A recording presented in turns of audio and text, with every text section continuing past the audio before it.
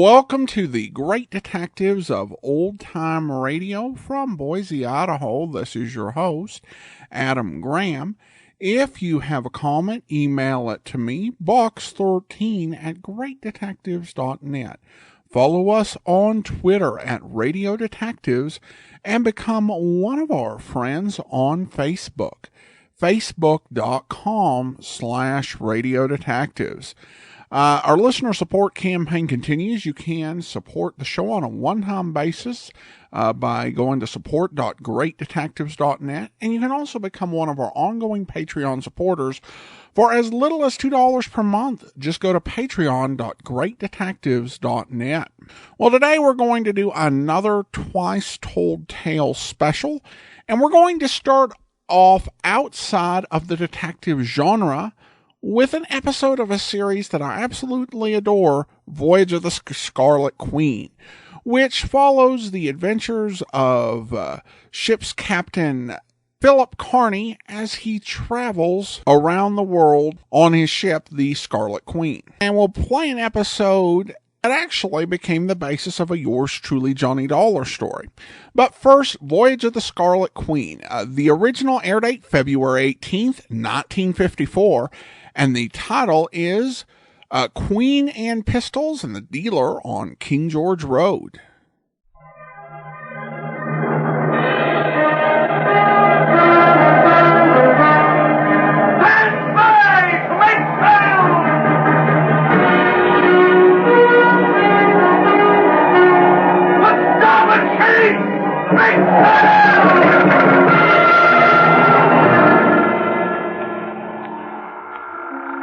Log entry, the Ketch Scarlet Queen, Philip Kearney, master. Position, 36 degrees 9 minutes south, 153 degrees 17 minutes east. Wind light, sky fair. Remarks, departed Sydney, Australia after involvement in British law. Reason for involvement, the Queen Anne pistols and the dealer on King George Road.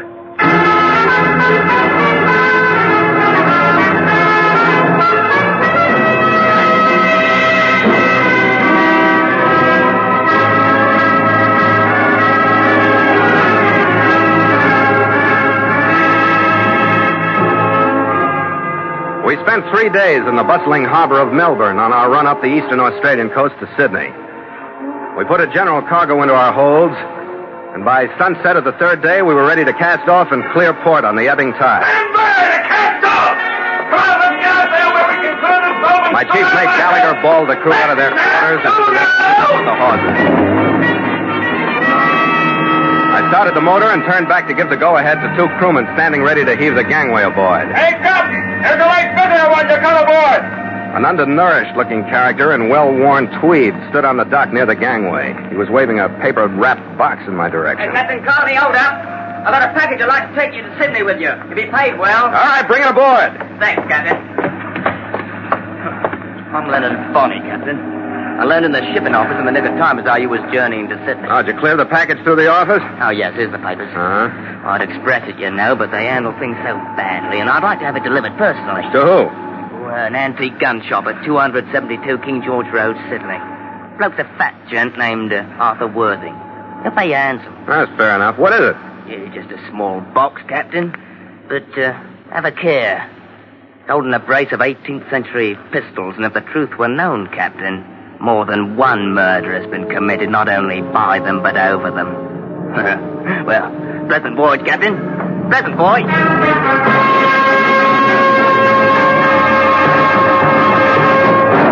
And so Mutual continues The Voyage of the Scarlet Queen, written by Gil Dowd and Bob Tallman, and starring Elliot Lewis.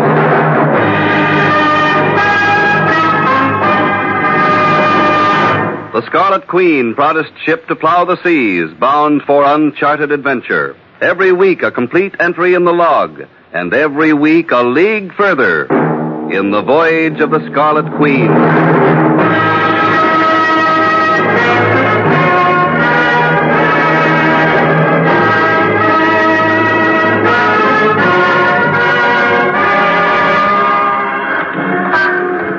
The address in Sydney that Leonard Bonney had given me was easy to find. But except for a sign and a few dusty weapons in the window, the establishment behind it looked more like an office for rent than a gun shop. Well, good day, sir. Hello, you Arthur Worthing? Yes. I'm Philip Kearney, master of the Ketch Scarlet Queen. Mr. Bundy telegraphed me to expect you. The package, sir. Yeah, here it is. Are you a fancier of arms, sir? No, nothing antique. Yes, sir. 2 masterpieces from the shop of James Freeman, Norwich, circa 1705, sir. Perfect examples of the early gunsmith's art, sir. The box he opened was leather-bound and satin-lined. Fabulous item, sir. The 2 pistols that nestled in it were graceful flintlocks with 10-inch forged barrels, upon which were engraved a coronet and the name so faint that I couldn't make it out. These pistols, Captain, were fashioned during Queen Anne's reign. Yeah, well, I'm glad I was able to get them to you. Yes. Tell me, what do you think of the price of them? 20,000 pounds. Oh, as long as I'm not buying them, it's all right with me. Indeed, sir. A shrewd return. Now, your payment. Considering the outlay of personal time and interest, shall we say the equivalent of $100, sir? No, that's more than enough, Worthing. Indeed, but there's a purpose behind my generosity. Oh? You're perhaps not familiar with the plots and counterplots of those who haggle over objects of extreme value. Secrecy is a most valuable adjunct. Do you follow? Yeah, I think so. That's why the pistols were shipped with me. Exactly. Now, if I were to step from this establishment, sir, to make the final transfer, my adversaries would become immediately aware of the presence of the Queen Anne pistols here in Sydney. Oh, and since I'm a stranger... Exactly. Your movements would mean nothing. Captain Kearney, I will double the freightage price, sir, in advance, if you will carry the pistols upon the final crucial leg of the journey. Well? Where do they go? Splendid, Captain. Here you are, sir. Slightly more than the original figure. Yeah. It's about 2 pounds over. You want change? Bosh, sir. Hack fare and perhaps a splash on the way. Here's the address, Victoria Drive. Large residence, a bit too ornate for my taste. On the left flank as you approach it from the east. Yeah, I'll be able to find it. What's the name? Mr. and Mrs. Jack Rollins Hartford. Ask for either one. But give the pistols to nobody else. Yeah, and the money for them, that 20,000 pounds? Sir. The collection of that is up to me. Tell them that either Mr. Bonney or myself will contact them at the earliest opportunity. Agreed? Well, that's fair enough. Oh, and one thing more, Captain. Yeah. You will be followed and watched, sir, until the delivery has been completed.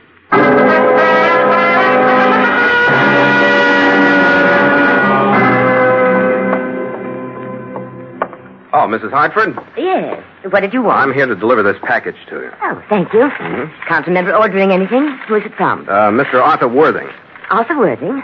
I don't know any... Oh, no. What's the matter? No, you couldn't. What's the matter, Mrs. Hartford? Aren't they the right one? Estelle, what's the trouble? Who's this man? What is he? Good Lord, no. Where did they come from? I brought them. Estelle, go up to your room. No, Jack, I want to know.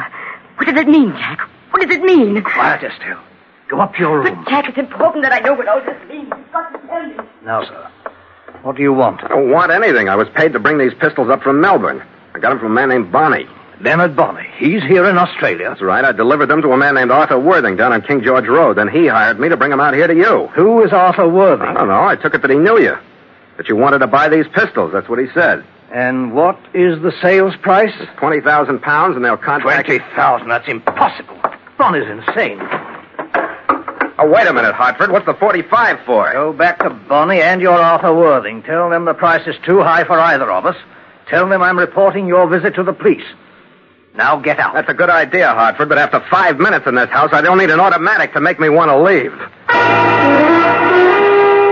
I didn't bother with the leather-bound box, but I scooped up the Queen Anne pistols, shoved them into my belt, and took the shortest route back to Arthur Worthing's gun shop on King George Road. I should have saved myself the anger I'd built up on the way. The place was not only locked, it was empty. And Arthur Worthing's sign had been replaced by another that said, Office for Rent, Inquire number 13, Grove Square. I decided not to.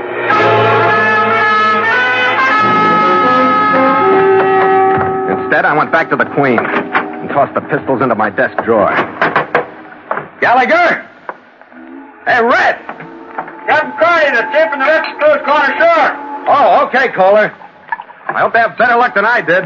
No good, sir? Rotten. Everybody's nuts in this port. Now you're lucky to be aboard. Hey, I may have a visitor or two. Give me a hail before you let him on, huh? Okay, sir. I looked the pistols over, but I couldn't find anything that would make them worth either 20,000 pounds or the trouble of a mysterious disappearance. They were just what they looked like, a pair of old pistols. Under a strong light, I did make out the engraved name that I hadn't been able to read when Worthing showed them to me. It was Hartford, as in Mr. and Mrs. Jack Rawlins Hartford. Captain Kearney, looks like that visitor's bearing down on us. Okay, Kohler. I stuck my head out of the companionway far enough to see a familiar, undernourished figure in ratty tweeds making for the gangway. All right, Kohler, let him aboard.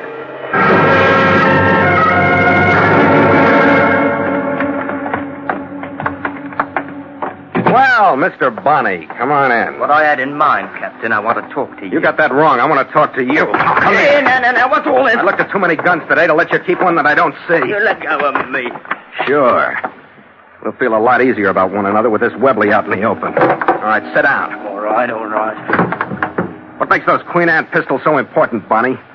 There's them that likes old things, you know.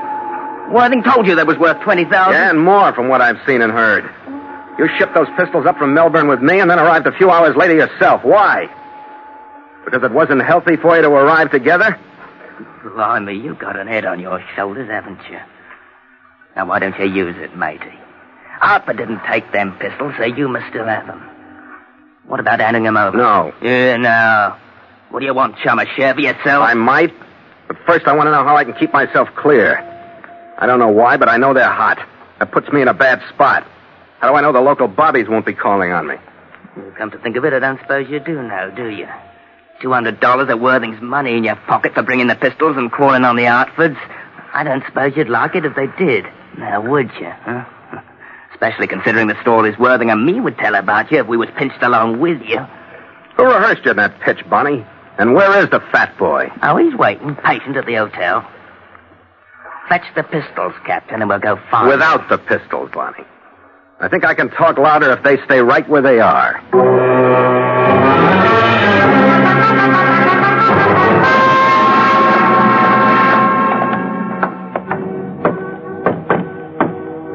Who is it? It's Bonnie. I brought the captain. Well, Capital Bonnie. So, we meet again, Captain Carr. Yeah, we meet again. Come in quickly. Yes. Now the pistols, sir. Give them to me. I didn't bring them. What's that? Well, in heaven's name, why not? What do you hope to gain by working at cross purposes? I don't want to gain anything. I just want to break even. I want to stay clear of the law so my sailing won't be delayed. If I can do that by keeping those pistols out of sight, they stay where they are until I leave.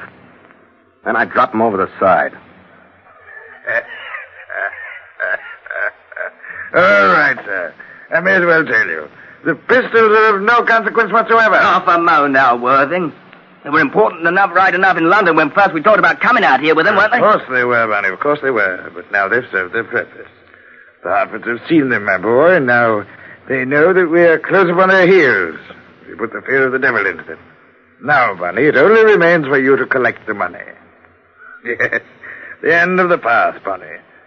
So you see, Captain, you may have your precious pistols. Yeah, I see quite a few things. Blackmail, huh? Of the grossest sort, sir. But intricately and patiently contrived by Bonnie and me, so that now its profitable culmination is at hand. We will be handsomely paid by the Hartfords to keep secret a murder of which they are guilty. I think we need them pistols. Nonsense, my boy. They have no consequence. Eliminate them from your mind. Then I guess that leaves me out, doesn't it, Worthing? I can go? Uh-huh. To clear yourself with the police, indeed you cannot. You value your ship's schedule too highly, sir, for me to allow you your liberty now. Now, we finished. We brought in such sharp focus. Now, see if the captain has come bearing arms, Bonnie, whilst I control him with my own. Right you are, and with pleasure, too. All right, you can save yourself the trouble. Well, just have a look to be sure. No tricks now. I hope the judgment will hold you in check, Captain. If he does not, I shall be forced to kill you. Upon my word, sir. I mean that. Save the threats, Worthing. Get this punk off of me. He's not carrying anything, not even a blade. What now, Worthing? Unless you really want to use that gun, don't push me too hard. Oh, come now, Captain. Change your attitude. I said what now, Worthing? I'm afraid, sir, that your ship is an ideal rendezvous for a final meeting between Mr. and Mrs. Hartford and myself. My ship? The city of this size? How far am I supposed to let you drag me into this? Surely, sir, since you have no choice. One more step is hardly a point over which to argue. And I will be alone with you. Perhaps you will find your chance to attack and overpower me. What do you think of that, sir? Maybe it'll be worth it. Hold on now, Worthing, hold on. Where will I be while this here meeting's taking place? You, Bonnie, will be right here, waiting word for me. When you receive it, you'll go straightway to the Hartford residence, where they'll be waiting for you with the initial payment of our £20,000. The game is won, my boy. Right you are, Worthing, and a long one it's been, too. Yes, indeed it has, Bonnie. What a splendid quest. Now the Hartfords will be waiting for my phone call, ready to purchase from us a peaceful future for themselves. Power, Bonnie. Power as is held by few men. The power to deal in freedom. Indeed, more than that, the power to sell life itself.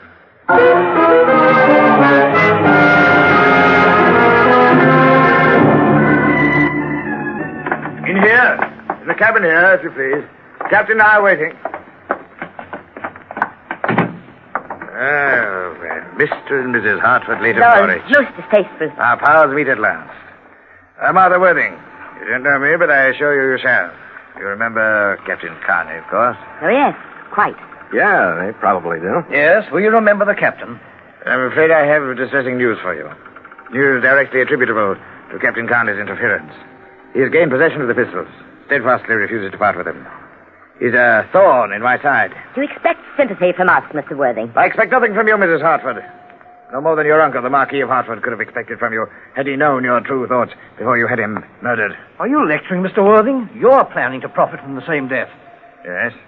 Quite a profitable death to everyone but the Marquis. His estate is fortune to you, and to the others of us who nibble at the edges, a small share. Even to the captain here, some $200. If I do anything with it, I'll post it as a reward on your head, Worthing. Indeed, yes, I believe you would, sir. Dead or alive, no doubt. All right, cut this short, will you, Worthing? It's too rich a diet for me. I'm going to be sick any minute. Yes, you are.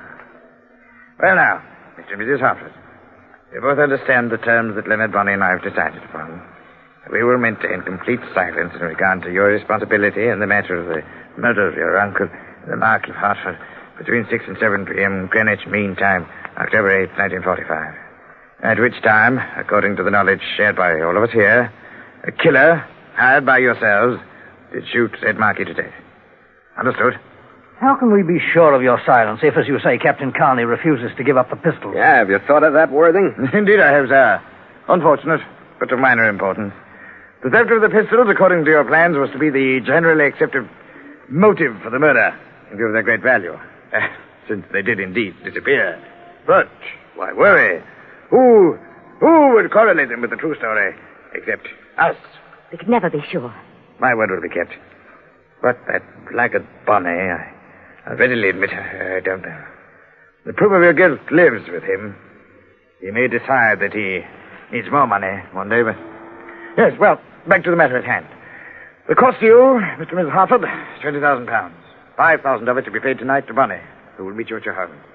The rest in the next 7 days. Well, I don't see how that's going to be possible.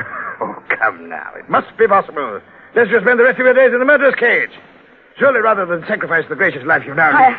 I don't know. The time is so short. We'll manage, Estelle. There must be a way. We have the 5,000. Bonnie will arrive at your home soon after you to collect. But now Captain Kearney has heard the story. You don't think for a minute that it was by accident, do you? But he knows.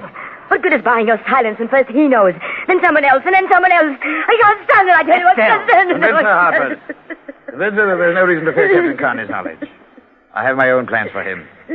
He'll not use his knowledge. You may be sure of that. I shall see to that myself. Take her now and go to meet Bonnie. Yes, come, Estelle. We'll go and meet Bonnie. And now, Captain Kearney. I hit him. I'd waited for the first show of carelessness in him, and it came as the Hartford left the cabin, as though a whole attitude dropped from him. Kearney, wait! You fool! Wait! Wait, Worthing, I'll wait. Stop! Sure, Worthing, why not? You're off.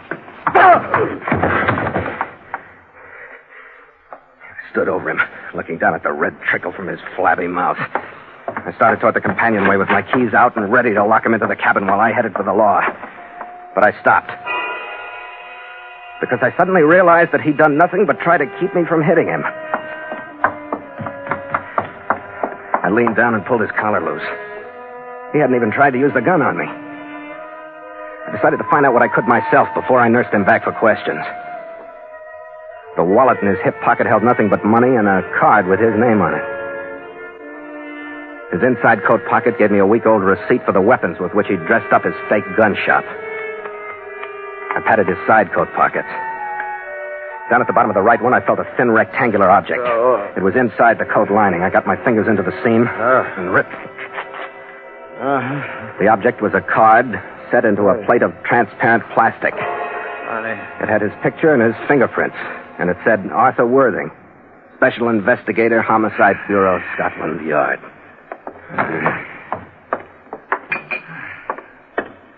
All right, come on, Inspector Worthing. Come on. Huh? Here, drink this. Boy.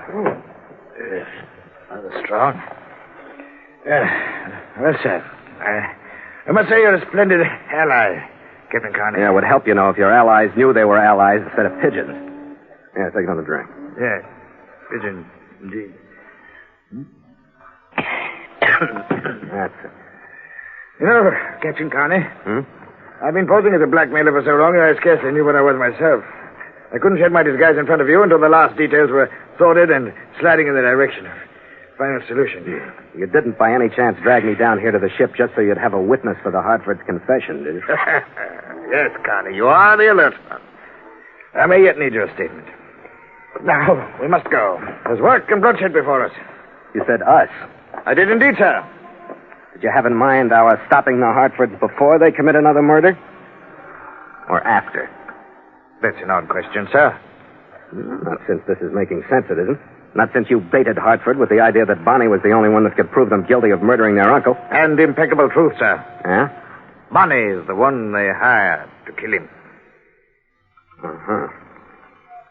Good heavens, sir. Do you suppose they may attempt to silence him by fatal methods? No more fatal than the 45 Hartford pointed at me. If we don't get there in time to stop him. Well, now, your suggestion does bring to light an interesting possibility. Oh? If, for example, the Hartfords are apprehended at the scene attempting to murder that miserable little cutthroat Leonard Bonnie, then, sir, the Crown would have legal grounds to retry the Hartfords for the original murder of the Marquis, would they not now? By Jove, I believe you've hit the nail squarely on the head, Captain. I think you hit the same nail when you palled up with Bonnie and talked him into coming out here with blackmail in mind. You do? Well, thank you. You know, I think I can get there in time to save Bonnie. Why not? Why not make a sporting proposition of it? We don't have much to work with for sport. Oh, we have you, sir, and me, sir. You unblemished to race to the Hartford residence. On the other hand, myself, overweight, unable to run. Able only to hobble to the nearest telephone and give Bonnie his orders and summon the Sydney police to meet you at Hartford. It is a contest, sir. Physically, I don't know, but psychologically, Inspector Worthing, you're a devil of a tough competitor. Indeed. Well, thank you, sir. But save your breath. The race is not yet run.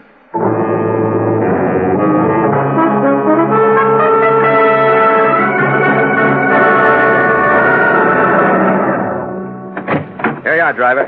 Thanks, Chump. Some evening to you. Yeah, good night. I dropped my cab a half a block down from the Hartford address.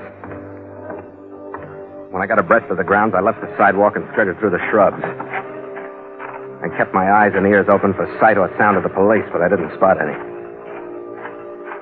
There was a light in the library where I'd been received earlier that day, and I angled over toward it. Suddenly, in the faint glow from the street lamps, I could see a swarm of uniformed figures slipping silently toward the house. I don't know how Worthing timed it. Maybe he'd ordered Bonnie to spot me on the sidewalk before he went inside. Now, wait a minute, Hartford. Through the window, I could see Bonnie standing rigid with fear. Hartford was at ease, holding the 45 in a steady hand. I started to run, still hoping I could stop him. Don't, Hartford. I'll give it up. Wait a minute, Hartford! I'll go to England. Hartford, you'll never get out. Hartford!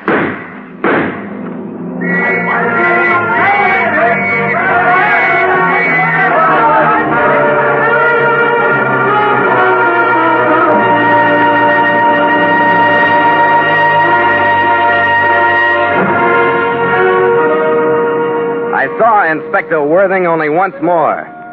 When I took the Queen Anne pistols to him and watched him wrap them for shipment back to the Hartford estate in Norwich, England. By 3 that afternoon, we'd battened the hatches over a new cargo and headed out of Sydney Harbor into the Pacific wind.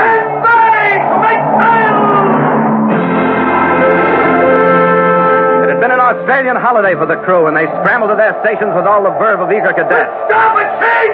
Make sail! The hawsers snapped taut, the sheaves groaned, and the mainsail was muffled aloft. The jibs went out. Then the mizzen, and the Scarlet Queen rolled lazily out toward a westing sun. Well, Skipper, she's slow, but she's easy. Yeah, we move when the wind does, Red, but it's all right with me. A nice port, Sydney. All right, lay off.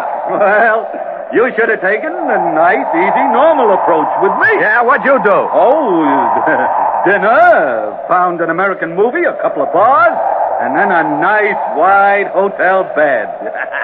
I took it really easy. Yeah, that's the life. What's the matter? What are you looking at? Your eye. It's puffed and the black is showing through that stuff you got on it. Quiet night, huh? Oh, that happened. Yeah, sure, Red. No trouble at all. Yeah, well, I'll tell you about it later. What a brunette. Oh, what the devil. What are ports for if they aren't for stirring up a little land trouble when you hit them? That's a trick I never learned not to do, Red. Well, we got a nice, snug home to run away in. To the Queen, Skipper. To the Scarlet Queen. After you, mate. After you.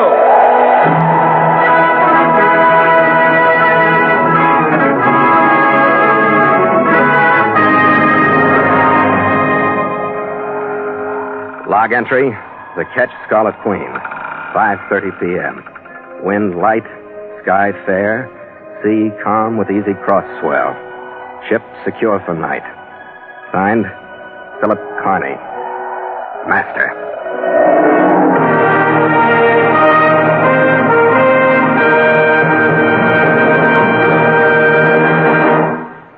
Mutual invites you to sail into further adventure on the voyage of the Scarlet Queen next week at this same time. Port o' call, Singapore.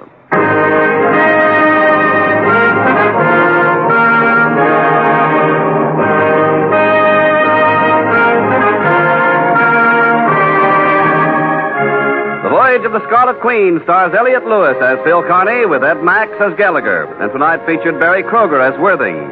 Tony Ellis was Bonnie, Ann Stone Estelle, Eric Snowden played Hartford, and Ray Kemper was Kohler. The Scarlet Queen, produced by James Burton, is written by Gil Dowd and Bob Tallman.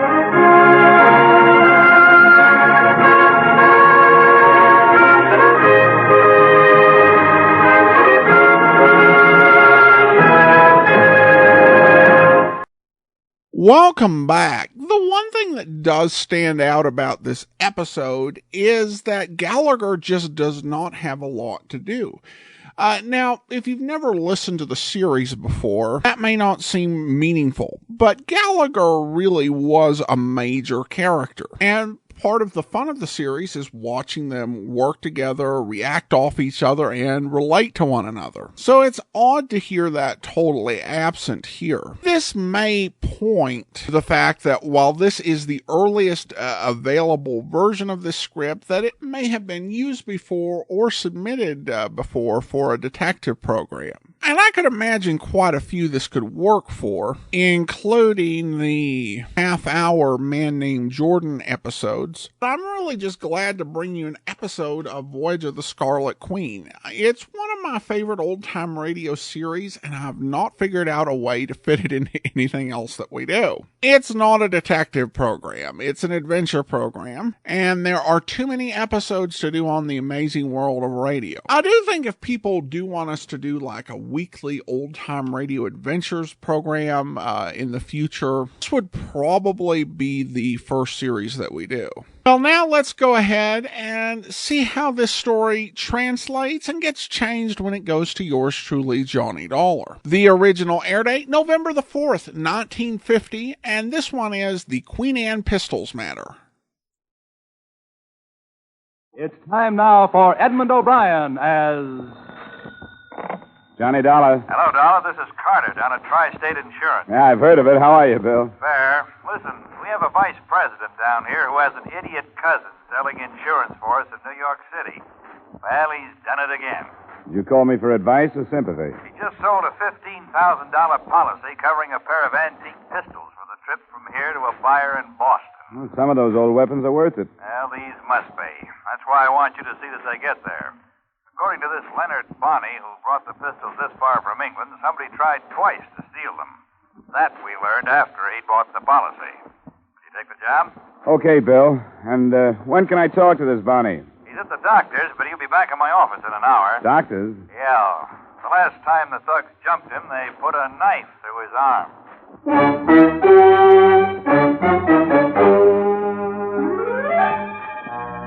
Edmund O'Brien in a transcribed adventure of the man with the action-packed expense account. America's fabulous freelance insurance investigator. Yours truly, Johnny Dollar.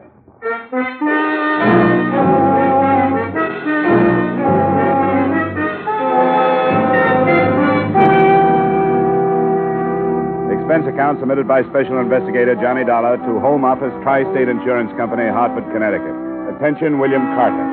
The following is an accounting of my expenditures during assignment on the Queen Anne pistol matter. Expense account item 1, $1.75 cab fare from my apartment to your office, where I was introduced to Leonard Bonney, a tallish, badly proportioned man whose pasty complexion was just a shade darker than the sling that supported his left arm. Well, it's a pleasure, Mr. Dollar, a pleasure. Thanks. You've had a pretty rough go of it. That's right. And it's the truth that I'm glad to see somebody else taking the responsibility. You might tell Mr. Dollar about these attacks on you. Oh, yeah, I'd be happy to, Mr. Carter. The first time was in Liverpool before I boarded ship to come across. They came out from between two buildings near the wharf, 3 of them. They handed me a whack on the bean, and that's the truth. And before they could lay another hand on me, I raced off. Did you have the pistols with you? Oh, no. And I didn't have them in New York when another gang attacked me. They almost killed me with that knife. The pistols are here, Dollar. Would you like to see them? Yeah, I would. Here, I'll open the case. The box he opened was leather-bound and satin-lined. 2 pistols nestled in it, graceful flintlocks with 10-inch forged barrels upon which were engraved a coronet and a name so faint that I couldn't make it out. They're from the 18th century. They're worth £10,000 as a collector's item. Where do they go? Oh, to an antique gun shop at 272 Medford Street in Boston. The proprietor's name is Arthur Worthing. He's a British chap. He wears spectacles. You'll recognize him. Will you be coming with me? Me? I don't think. No, I've had enough. I'll stay here and wait word from Mr. Carter that the pistols have got there safe. Oh, no, I've had enough.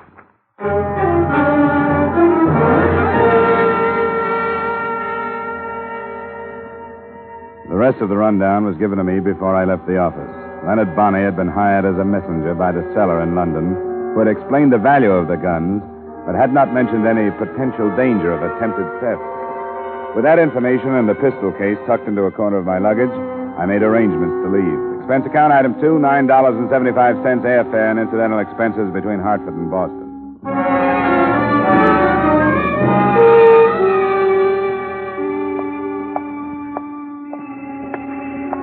The address on Medford Street that Bonney had given to me was on the fringe of the retail district.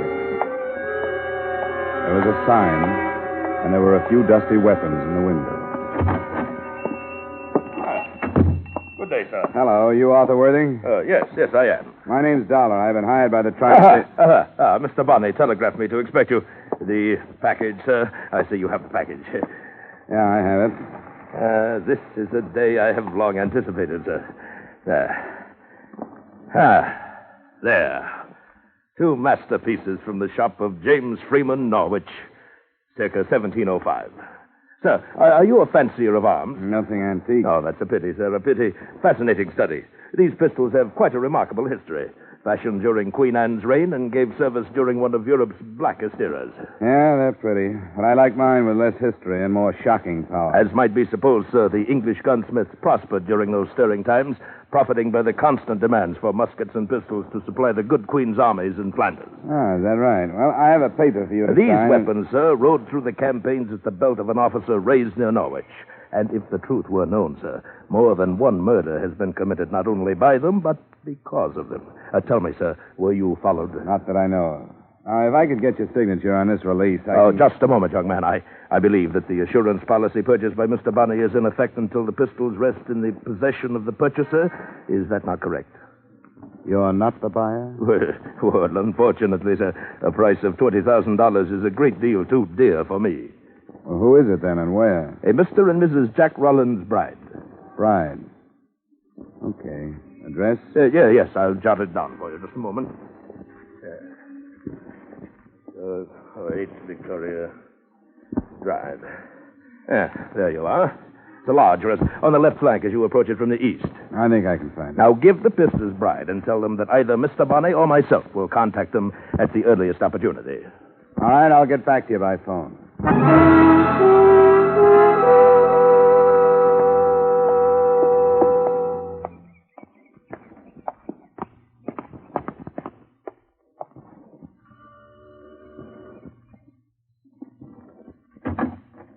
Good afternoon, sir. I have a package to deliver to either Mr. or Mrs. Bride. Are they at home? Yes, sir. I'll take it to them. Well, my instructions are to give it to them personally. Who is it, Dean? A gentleman with a parcel for you, madam. A parcel? My name is Dollar. Are you Mrs. Bride? Yes. Well, here are your pistols. For Mr. Worthing. But come in. Mr. Worthing, I don't understand. Well, maybe your husband knows about it. Yes, perhaps that's... Oh! Oh, no! Madam! What's the matter? You can't. You can't. What's the matter, Mrs. Bride? Estelle! Oh, heavens, Estelle, what's the trouble? Who is this man? What's it? Oh. Take Mrs. Bride to her room, Dean. No, Jack. I want to know. What does it mean, Jack? What does it mean? Be quiet, Estelle. I'll take care of this. Come along, Mrs. Bride. I'll help you to your room and get you a bromide. Now, what do you want? No, I don't want anything but your signature on this paper, acknowledging your receipt of the pistols described therein. You'll get no signature from me. Here, let me see that. Hey, watch it, will you? Leonard Bonney. He's here in America. That's what he said his name was. I brought the pistols from Hartford to a man named Arthur Worthing. He sent me to you. Who's Arthur Worthing? I took it that you knew one another. He's a dealer in antique weapons. Yes, of course. Get out of here. Take this fake form and take your pistols. Go back to your Mr. Worthing. Your bluff won't work. Now, listen to me. I don't believe that Bonney is here. I don't think he's still alive. Now, get out of here! I didn't bother to argue with him because, as far as I could see then, he was either terrified, crazy, or both. With the pistols, I took the shortest route back to Arthur Worthing's gun shop on Medford Street.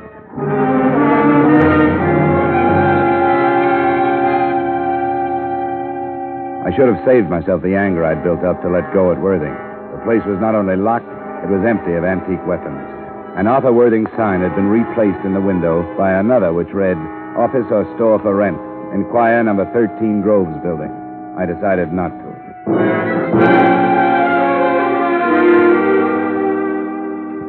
Expense account item 3, 70 cents, day letter to Tri-State reporting my lack of progress. And expense account item 4, same as item 2, transportation back to Hartford. My phone was ringing when I unlocked the door of my apartment at 10 that night.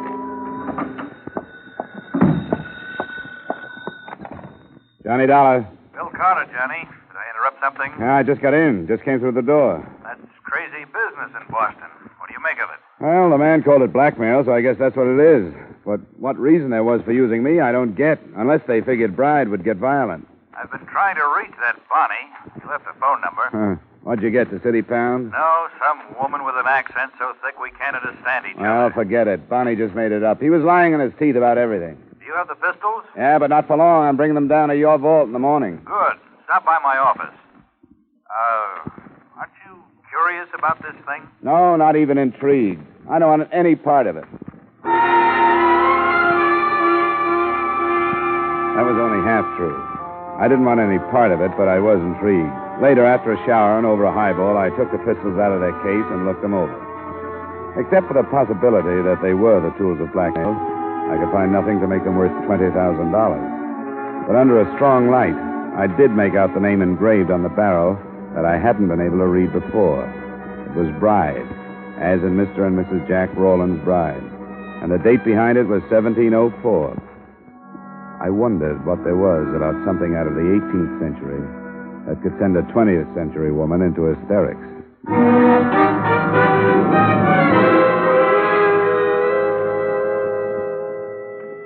The next day, I saw the pistols put under lock and key, started to work on another case, and try to forget the whole thing. But I was reminded of it again by the caller who was waiting for me in the corridor outside my apartment that night, the bride's butler. I hope you'll pardon my intrusion, sir. You must know why I've come. Well, I can guess. I shan't take up much of your time. But if I could just talk to you. All right, we'll go inside. Oh, thank you, sir.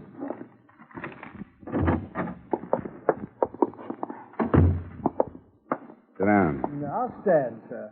Could you possibly give me the pistols, Mr. Dollar? No. But why not, sir? Well, the main reason is I don't have them. Bride didn't seem to want them when I tried to give them to him. Oh, but he did, sir.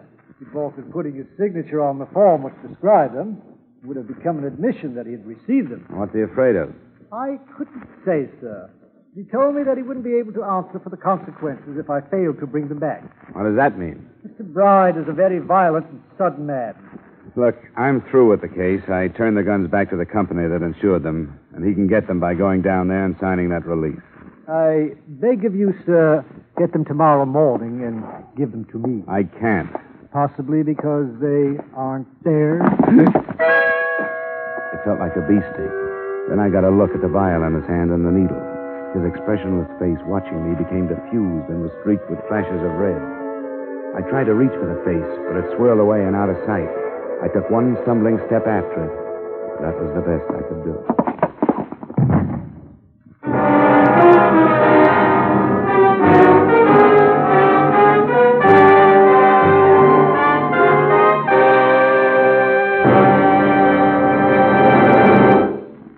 We will return you to the second act of yours truly, Johnny Dollar, in just a moment. But first, we Americans have a valuable heritage. A heritage of individual freedom that includes the freedom to worship as we wish at the church or synagogue of our own choice. By attending church regularly, we can gain the moral and spiritual strength to meet the many problems which confront us today. Help support your church and attend regularly with your family.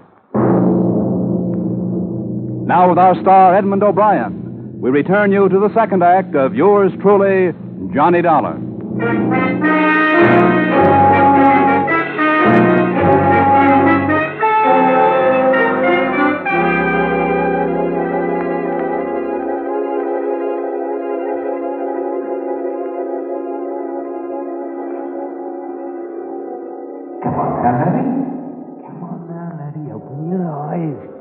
You can do it now. You can do it. Yeah, you feel that?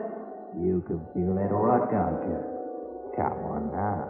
You're all better now, aren't you? Now, hold on now. Don't slip away again. Wake up. There, that's better. I'm Mr. Bonnie, remember me? Darling, none of that. You're all right. I'll put you on your bed. You're in your flat. Where'd you come from? Oh, it's a good thing I came from somewhere. I've been playing touch and go with you since 6 o'clock. First you'd come to, and then you'd go again. Which time? What time is it? 9:30. Yeah, you drink some of this. I looked for some tea, but I couldn't find any. I'm not too handy at making coffee. Is that hot enough? Yeah. Oh, now, what happened to you? I don't know.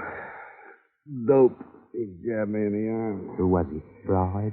Oh, come on, leave me alone, will you? Oh, no, you don't. I've had enough of this. You stay awake. Come on now.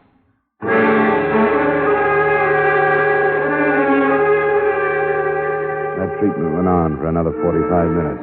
That and the coffee. From the bed, I could see that my apartment had been torn to pieces. I was too sick to be angry about it. And when I could sit up and put my feet on the floor, I realized without surprise that Bonnie's arm was no longer in a sling. In fact, there was a Webley automatic in his hand.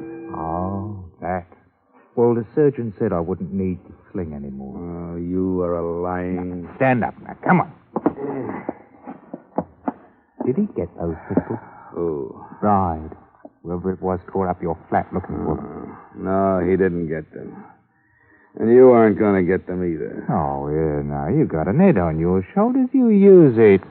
Where are they? You'll have to do more than wave that automatic around to get them. They're in a vault downtown. What do you want? A share for yourself? Look, it was your idea to insure those things.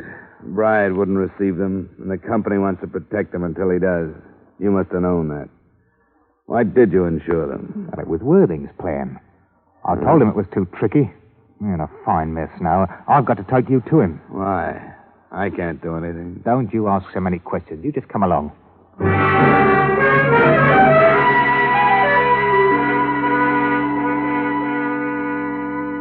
He gun-muzzled me out of my apartment and into a car. If I'd been in better shape, I might have been able to break away from him. But with my system still full of dope, I didn't have either the will or the energy for a try. I only half remember the trip, but the end of it was a shabby hotel within earshot of the harbor in Boston.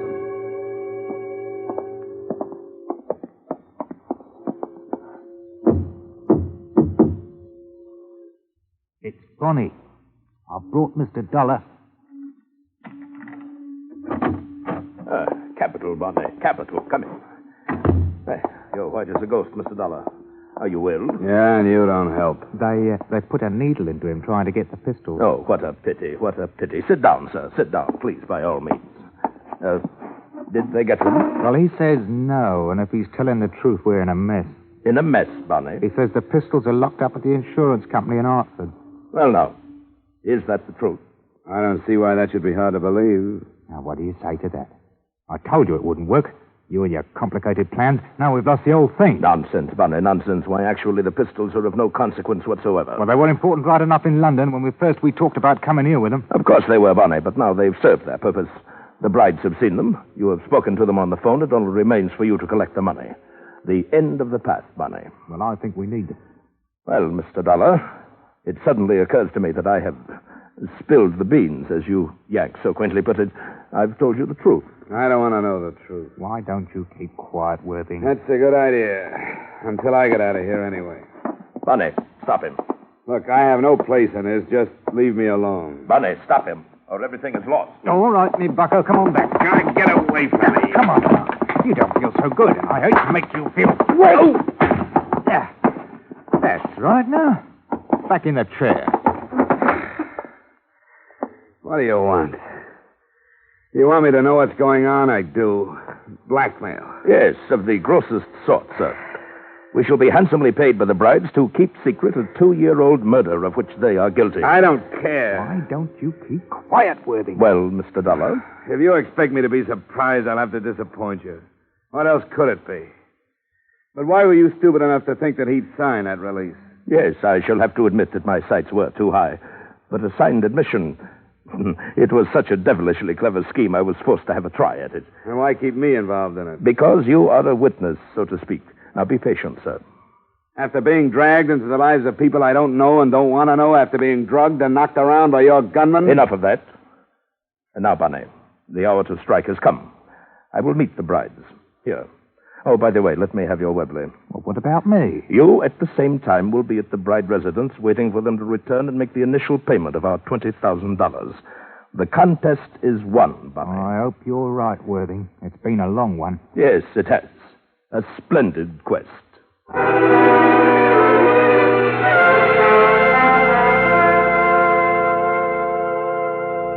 He made a phone call to the brides, and Bonnie left. Worthing concentrated on the Webley automatic while we waited, and I concentrated on my head.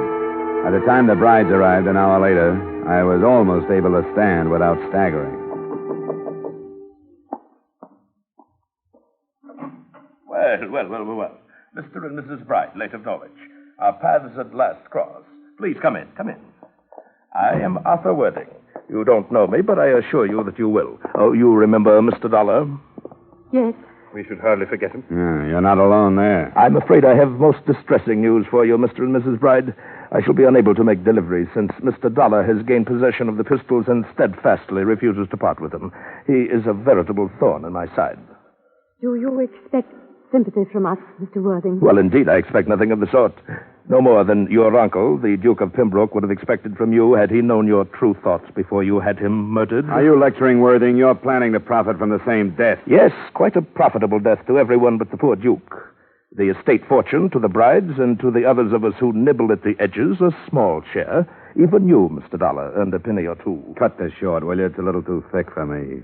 Well, Mr. and Mrs. Bride, you both understand the terms that Leonard Bonney and I have decided upon. We, in turn, agree to maintain complete silence in regard to your part in the murder of the Duke of Pembroke between 6 and 7 p.m., 8 October 1948, at which time, according to knowledge shared by us, a killer hired by yourselves did shoot said Duke to death. How can we be sure if, as you tell us, Dollar refuses to give up the pistols? Mr. Dollar? Leave me out of this. An unfortunate situation, but one of minor importance. The theft of the pistols has become, according to your plans, the generally accepted motive for the murder, in view of their extreme value, and since they did indeed disappear. But who would correlate them to the true story? Oh, Jack, we could never be sure. Quiet, Estelle. My word will be kept. But Bonnie, I'd readily admit I do not know. The proof of your guilt lies with him, and he may decide that he needs more money one day. But the negotiation's at hand. The cost to you, $20,000. $5,000 to be paid tonight to Bonnie, who now awaits you at your residence. The rest within the next 7 days. Oh, I don't see how it's going to be possible. Oh, come now. Surely, rather than sacrifice the gracious life the Duke's fortune is affording you... I don't know. The time is so short. We'll manage it still. There must be a way. We have the 5,000. Bonnie will be waiting for you. Now Mr. Dollar has heard the story. What good is buying your silence when first he knows and then someone else knows and someone else... I can't... Still! In heaven's name, Bride, do you want the police to descend upon us? Then we all would be lost. All but Leonard Bonney. I'm going to the police. I want them to know. Stop it, Estelle. Take her now and go meet Bonnie. Come along, Estelle. We'll go home. Convince her, Bride, that there is no reason to fear Dollar's knowledge. I have my own plans for him. Worthing's success made him careless. Calling his orders to the brides, he was a quarter turn away from me. As soon as the door closed, I moved.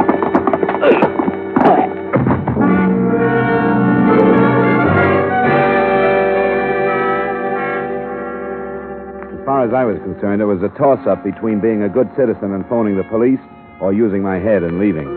I decided on a compromise, an anonymous report. I leaned over him to double-check his name and started through his pockets. His inside coat pocket gave me a week-old receipt for the weapons with which he dressed up his phony gun shop. His wallet held some money, but no identification. I patted aside coat pockets. They were cluttered with the usual men's debris and nothing else. But I patted the empty pockets again, and down at the bottom of the right one, I felt a thin, rectangular object. It was inside the coat lining. I got my fingers into the seam and ripped. The object was a card set into a plate of transparent plastic. It said, Arthur T. Worthing, Inspector, C.I.D., Scotland Yard. Oh, the devil.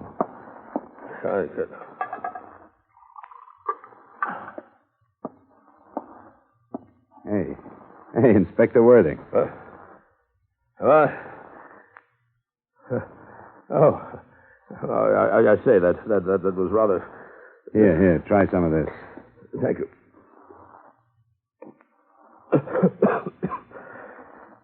Well, I must say that you're an extraordinary ally, Mr. Dollar. It would help, you know, if your allies knew they were allies instead of pigeons. Do you want to try and get up? Not yet, I think. A vicious pummeling. But more about that later. Suffice it to say that I've been posing as a blackmailer for so long that I scarcely know what I am myself. I couldn't shed my disguise in front of you until the final details were arranged. What is this approach of yours? Approach, sir? This crazy scheme. Here, come on, take my hand. Oh, thank you. Not crazy, sir. Intricate, perhaps, but I did obtain a confession, didn't I? With you as a witness. During the investigation in England, no effort was enough to swerve the brides from their story of their murder. I had to turn criminal to meet them on a common level and gain the truth. And did you have in mind stopping the brides before they commit another murder or after? That's an odd question, sir. Oh, no, not since this is making sense. Not since you baited Bride with the idea that Bonnie was the only one that could prove them guilty of murder. Impeccable truth, Mr. Dollar, since it was Bonnie they hired to commit their crime. If the brides were apprehended at the scene immediately after they had murdered that miserable little cutthroat Leonard Bonney, Well, then, they'd be hard-pressed to find a valid reason for not confessing to the original murder of the Duke, would they not now? I think you softened the wife up to the point where she'd spill. Yes, by Jove, I believe you've hit the nail squarely on the head. We'll phone the police to go there. I think you hit the same nail on the head when you palled up with Bonnie and talked him into coming over here with blackmail in mind. Yes, you're right. This has been a personal matter. The Duke of Pembroke was my friend. As I said, nothing could be done in England, so here I am. Unofficially, of course. I suggest now that I phone the police, don't you?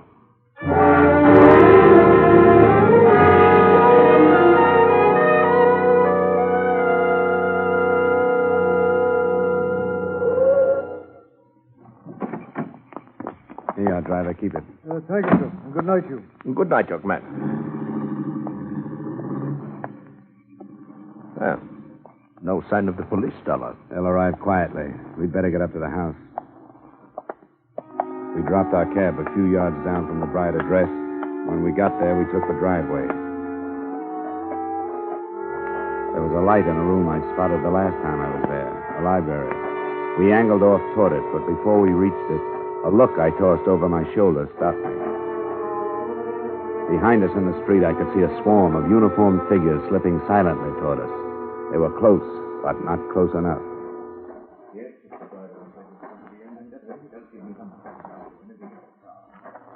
Now, boys, don't do it. Look, I'll figure it out. I'll go back to England. You'll never be bothered by me. Talbot, take 3 men and cover the rear. All right, come on, you guys. Let's go this way.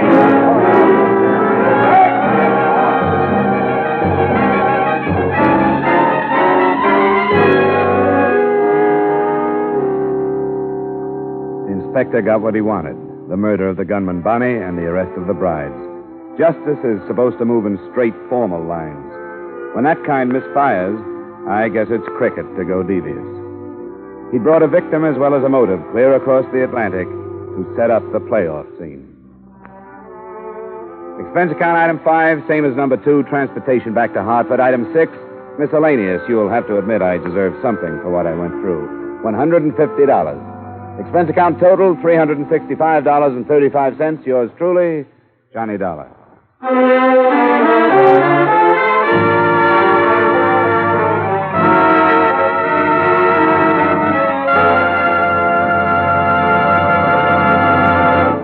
Yours truly, Johnny Dollar, stars Edmund O'Brien in the title role and is written by Gil Dowd with music by Wilbur Hatch.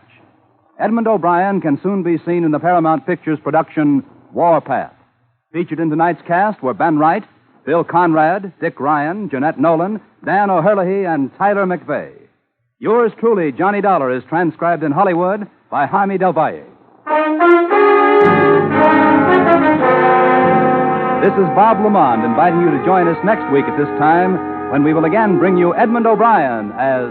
Yours truly, Johnny Dollar.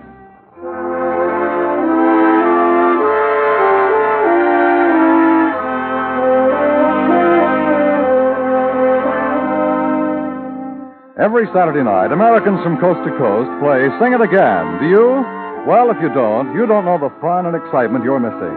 Not to mention radio's largest cash award if you can name the Phantom Voice.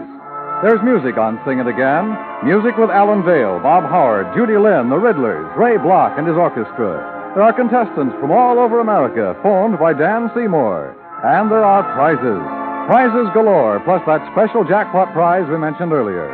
So stay at home. Play at home on Saturday nights when over many of these same CBS stations, Dan Seymour says it's Sing It Again. Stay tuned now for Von Monroe's Caravan, which follows immediately on most of these same CBS stations.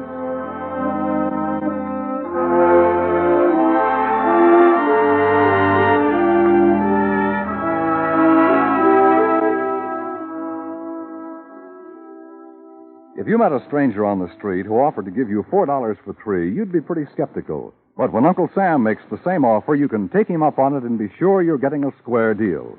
By investing your money in United States savings bonds, you'll get that extra dollar profit when the bonds mature. Buy your bonds through the payroll savings plan where you work or the bond-a-month plan where you bank. This is CBS, the Columbia Broadcasting System.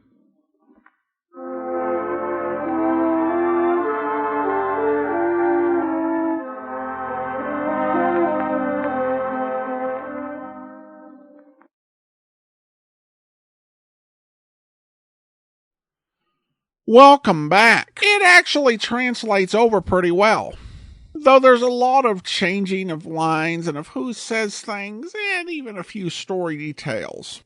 It really, I think on paper, is a bit of a stretch to have Johnny Dollar essentially playing glorified delivery boy at the behest of insurance agency.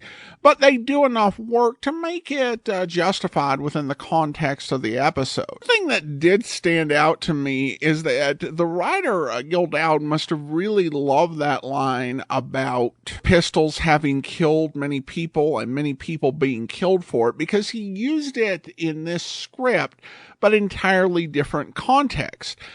In the Voyage of the Scarlet Queen, it was a warning and implied threat to Philip Kearney. In this episode, it was just a throwaway line, but he was determined that, hey, I'm going to use this line. One thing I think Voyage of the Scarlet Queen did get better is I think that just the sound design on when the inspector went down was better handled on Voyage of the Scarlet Queen. Otherwise, this works okay, even though it is a bit of a tough fit for Johnny Dollar. I think particularly the idea that an insurance inspector would be called in on this. In some ways, it does make sense to bring in someone like a sea captain who doesn't have a ton of procedures and red tape, as opposed to someone who works for the insurance company and definitely does. Still, I think they did as good a job as possible to justify it, and it's an interesting take. So I hope you enjoyed this episode as well as the last one. If you like the idea of this, please do let me know at box13@greatdetectives.net. It's something I would consider doing again for one of these listener support / appreciation specials, but I'd rather avoid doing things that people don't care much for. Either way, would love to hear your feedback on this particular setup. All right, I want to go ahead and thank our Patreon supporter of the day now. Thank you to Judith, one of our Patreon supporters since March 2016, currently supporting us at the shameless level of $4 or more per month. Again, thank you so much for your support. Well, join us back here on Monday, tomorrow, for Casey Crime Photographer. Next Sunday, we should have an episode of Public Domain Video Theater for you. In the meantime, though, do send your comments to box13@greatdetectives.net. Follow us on Twitter at Radio Detectives and become one of our friends on Facebook, facebook.com/Radio Detectives. From Boise, Idaho, this is your host, Adam Graham, signing off.